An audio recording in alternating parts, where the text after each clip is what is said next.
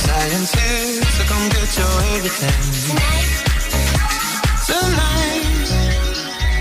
Calvin Harris and Promises, a bit of Sam Smith as well in there as well.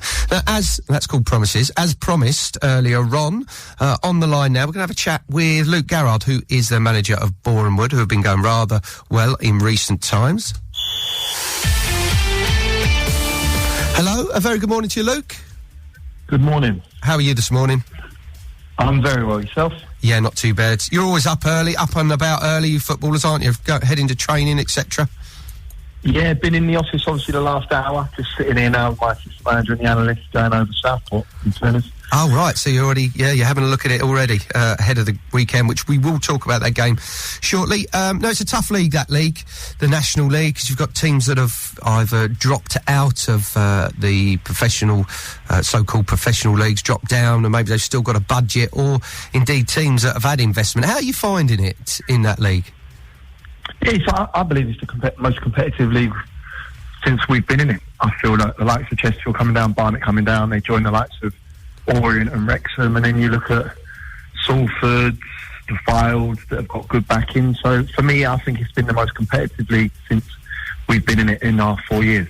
And showing how tough it actually is, and you talk about Chesterfield that have been in the league many times in the top 92. They drop down and they're finding it tough at the bottom end of the table, aren't they? That's how tough the division is.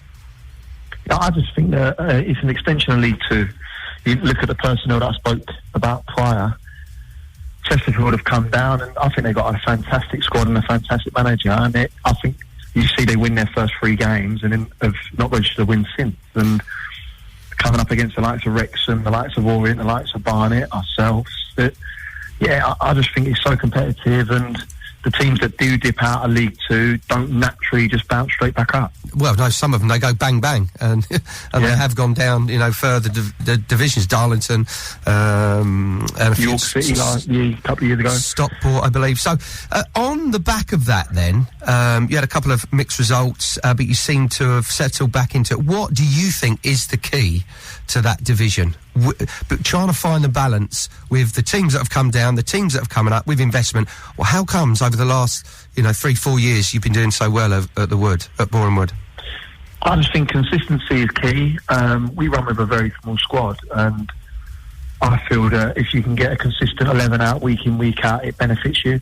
We know how relentless it is in terms of August, September and October with games Saturday, Tuesday. So utilising the full squad is key. And just working hard and just being a collective group that want to go and work for each other. And I feel that we've shown that in the last 2-3 years since obviously our 11th finish 2 years ago and our 4th finish last year. And obviously if we can mirror that 4th or 11th this year, then it's been another successful season. You've clearly got a good team togetherness there. That's in no doubt. Looking ahead to the FA Cup game the weekend, first round game proper, away at Southport. That's a bit of a trek up there. How's the team looking, and what sort of things will you be looking at? Looking, like you say, you're analysing Southport now. What type of things are you looking at? Are you looking at how to stop them, or how you can score against them, or both? So I'll just do it as we would normally do in a National League game. So we look at their last 5 fixtures, we look at their strengths and weaknesses, we look at their personnel that have gone out in them last 5 games, the shape they've played, and really hone in on where we think we can hurt them. And obviously, we respect the fact that they can hurt us at times, and we know it's FA Cup, doesn't matter what league you're in. We was at this stage last year against Blackpool, and my dressing room honestly felt that we can have an upset, and I have no doubt that Southport are thinking the same thing. And I'm not going to give him a team talk. At no stage am I saying we're going to go there and beat them. I'm saying we have to be professional.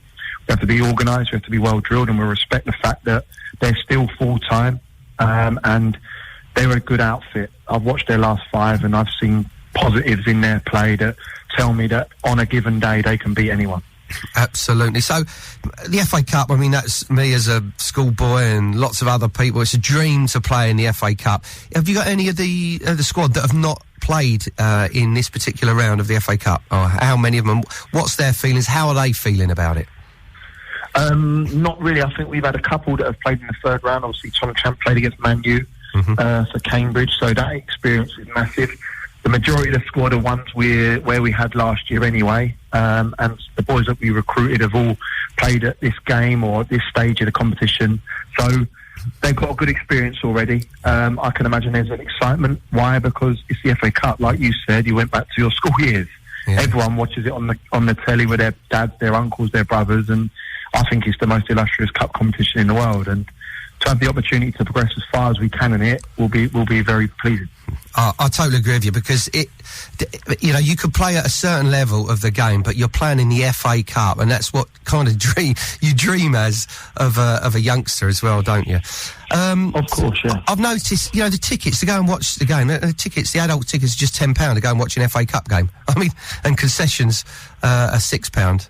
And under 11s are free. I mean, that's brilliant, isn't it? If someone wants to have a trip up there for the weekend. Well, if you get on one of our coaches, the chairman's going to pay your entry fee. So, for me, get on one of the coaches that he's providing, which is being subsidised by the club heavily, and if you get up there on them, he'll pay your entry fee anyway. So it can be even, that £10 can go towards your beer and burger on the day. We'll give him a round of applause. There you go for that. Fantastic news. And the cup run, how important is it as a cup run, or is it, for a club like Bournemouth, is the money that it can generate equally as important? The money's not an issue at all, I've got to be honest. Really? My chairman doesn't budget for an FA Cup run. It's very much about the glory. It's about moments in football, because you don't get many good ones. No. And he's all about an opportunity and giving people moments. So the money's a side issue. Obviously, it's nice. The money's obviously doubled this year with regards to what the FA hand out, and it does aid and help a football club, but he's never ever pressured me to have a cup run with regards to the money. It's all about moments with my chairman. Fantastic, and that's a great way to leave it. Look, Luke, good luck for the weekend and the rest of the season. We'll catch up with you again before maybe over the Christmas New Year period, if you've got time, and we'll be following your story and your progression, hopefully, into the next round of the FA Cup. Perfect. Thank you, mate. Thanks for taking the time out. Cheers, Luke. Cheers. Thank Bye-bye. you. Bye-bye.